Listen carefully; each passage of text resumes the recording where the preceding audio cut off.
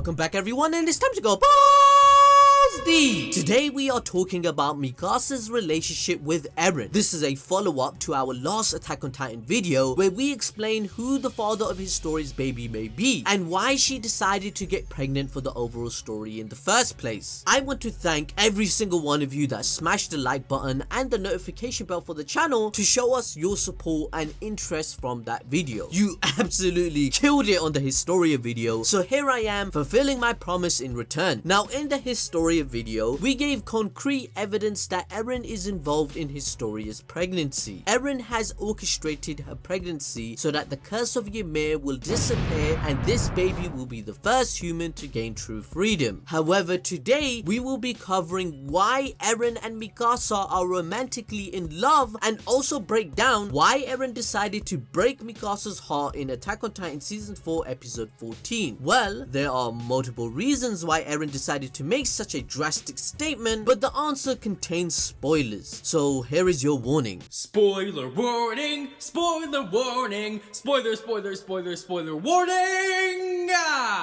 Now from Mikasa's side, the answer is quite easy. She is clearly in love with Eren. This was officially and undoubtedly confirmed in chapter 50, 123, chapter 130, and again in chapter 138. Zeke Yeager confirmed in chapter 130 that Mikasa was protecting Eren not out of any magical Ackerman bond that Eren claimed in season 4 episode 14 that you just watched, but because in reality Mikasa is actually in love with him.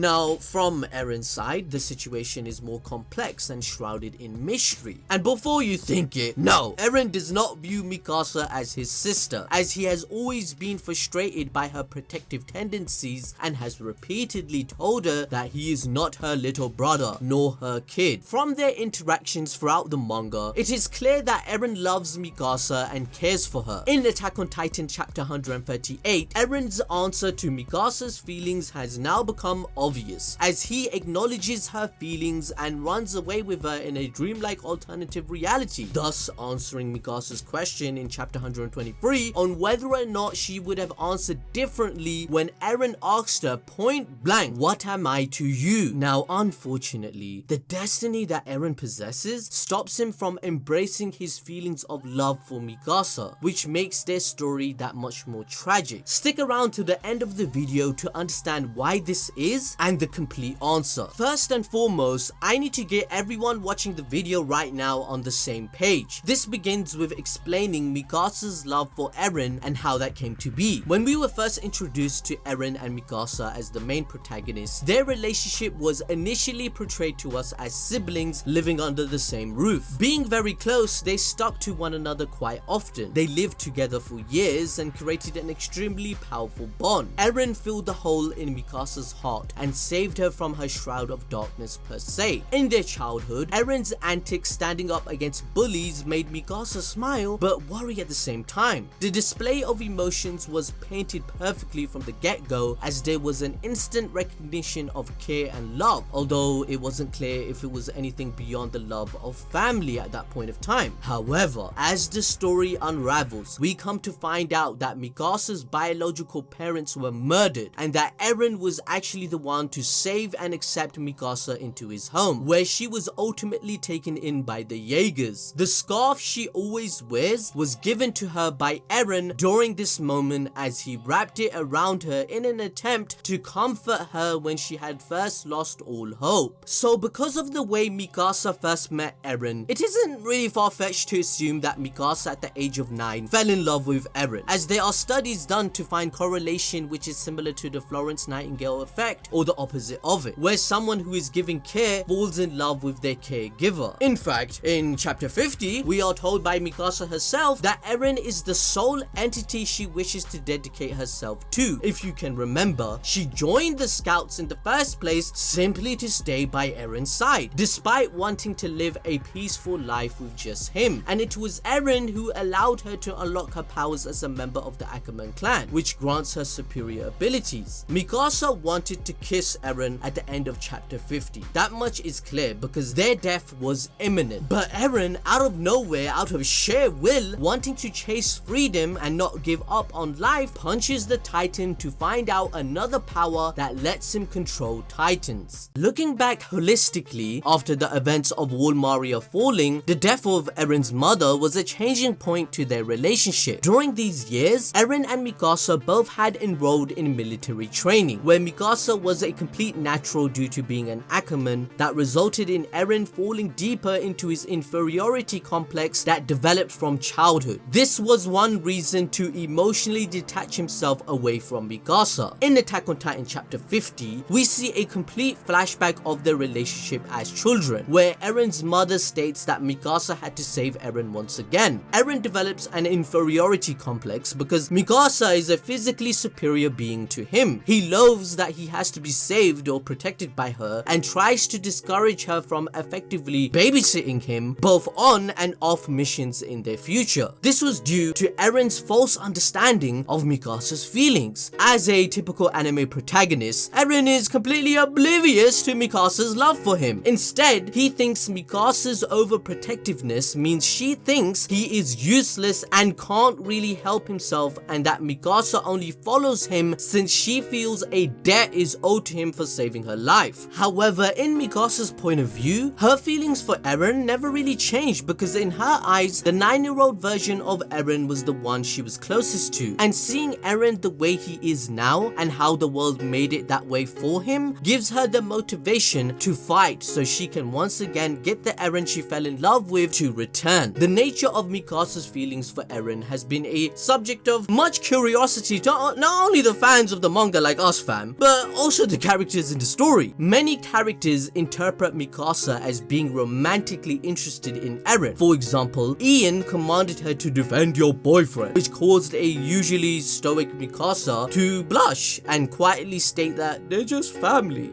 Levi also assessed the nature of her feelings for Eren and seems to believe she loves him. Annie also informs us that she believes Mikasa could not kill Eren, nor allow him to be killed, even after his betrayal. But as we saw in chapter 138, this all changed due to a dreamlike reality giving her a new resolve to see it through. In fact, we see a lot of foreshadowing that Mikasa would do anything for Eren. For instance, when Levi assaulted him whilst he was on trial, Mikasa became furious and had to be held back by Armin to stop her from doing anything in front of the superiors. Mikasa, if allowed to, can become ruthless in her quest to save Eren. Another example can be seen when she tried to kill both Reiner and Berthold immediately after it became apparent they were threatening Eren without any hesitation. Like bruh, these were her friends at this point, but she said, nah, I'm gonna kill them straight up. This is all due to her emotional attachment to him, and in chapter 50, Mikasa admits all of these feelings and her love, that the scarf she wears has become her only treasure. Eren wrapping the scarf around her helped her cope from the trauma of losing her parents to slave traders, and it reminds her of the boy that seeks freedom and justice for those in need. She thanked him for being there for her when no one else was, for rescuing her and showing her how to live. This moment was the highlight of the entire arc, as it completely changed Eren's outlook of life and the support he actually has. Mikasa's words moved Eren's heart to the point that Eren's behavior was affected later on in the series. Eren started to thank the people around him more and apologizes when he could. But most importantly, Eren finally came to understand that Mikasa does not think about him as useless or helpless when she acts overprotective, and that she does not simply follow him because she thinks she needs to, but rather that she wants to follow him to the end of the world of her own will. This realization is actually noticeable, as if you read the manga, you will notice that after this moment, Eren does not react with annoyance when Mikasa helps him or shows her concern. Instead, Eren accepts it and even thanks her for it. A complete contrast and juxtaposition to how he treated her before this event. And things change once again, doing a full 180.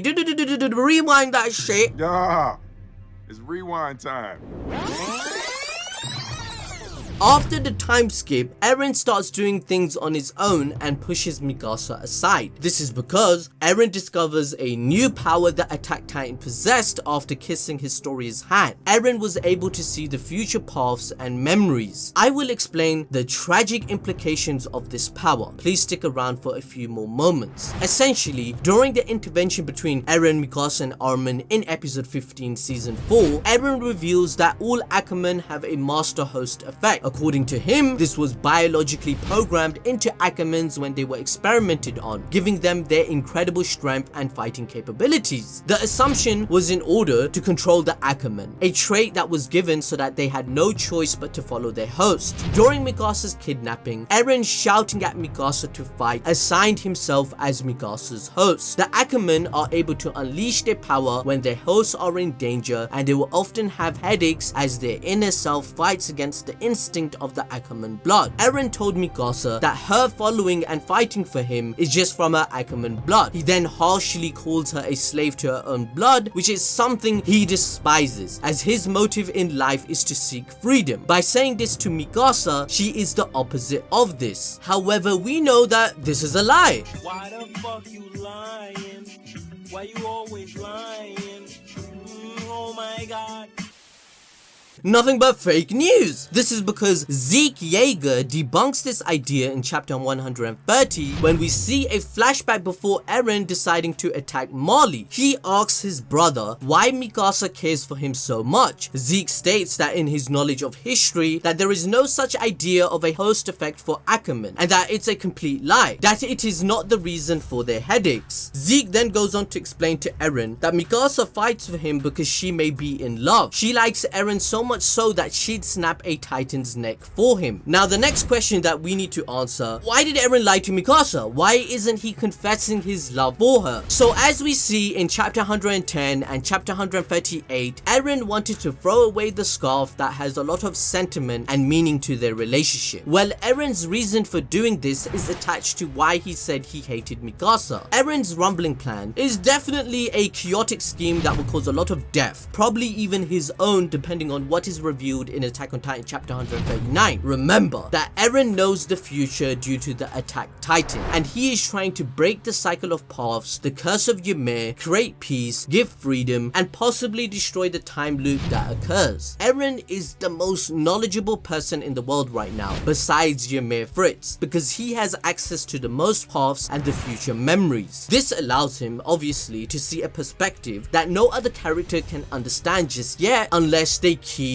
moving forward. Therefore, the whole reason Eren was able to make up such a significant and convincing lie regarding Mikasa's Ackerman blood and the cause for her headaches to justify his so-called fake hatred for her, it became possible. This is because Eren already knew the truth behind the concept of the headaches, as it is most likely being caused due to two path realities clashing, where Eren is trying to break the loop, or the fact that he saw the future memories and could make up a lie that would convince Mikasa otherwise to keep moving forward, following down the path he wants her to, so that she can gain the resolve to cut off the neck in chapter 138. If he did not make up this lie, then Mikasa would not have remembered it in chapter 138 and push herself to keep moving forward, as she didn't want these words of hatred to be the last words she heard from Eren, right? Why do you think Eren isn't surprised at all in chapter 130 when Zeke debunks it? It's because he knows the real reason for the headaches and that Mikasa loves him. The first chapter literally showcases Eren as a child witnessing the memories of Mikasa from the future, saying see you later in chapter 138. This proceeds with Eren as a child crying and asking a younger Mikasa, when did your hair grow so much? Essentially, this means that Eren as a child in chapter 1 was in the paths watching memory of the future as if it was a dream, where the adult Mikasa we see in her dream from chapter 138 is saying see you later. Kid Eren would cry to symbolically show and implicate how he will feel in the future, as Eren will realize due to his plan a lot of pain and suffering will occur. However, it will also give peace to his loved ones, especially Mikasa. This is also seen with Mikasa when she wakes up. Eren would want the scarf to be thrown away because psychologically he is preparing himself by cutting ties with his best friends and the one he cares about the most. which is Mikasa. This was necessary because in order to keep going down this dark path of his, Eren must throw away everything that he holds dear, everything that might hold him back. If thoughts of going back to his friends came up in his mind, it's possible that he would go down the wrong path without ever accomplishing his mission. Mikasa as a character represents the human side of Eren, as Mikasa is hoping for the Eren that she fell in love with to return. Mikasa has witnessed that it was the world of the Titans and others that destroyed this innocent boy's nature for seeking freedom and wanting to see the outside world. Therefore, the part of him he needs to abandon in order to become a monster is the scarf and thread that ties him back to his humanity and Mikasa. Looking back at chapter 112, Mikasa tried to appeal to Eren's humanity and his kind nature that she knows so well. However, Eren gets angry and tells her to put her hands down. It's evident that bringing back precious memories makes him foil from going ahead with his plan, as he already dreamt of another possible path in chapter 138 where he decided to fall in love with Mikasa rather than saving the world.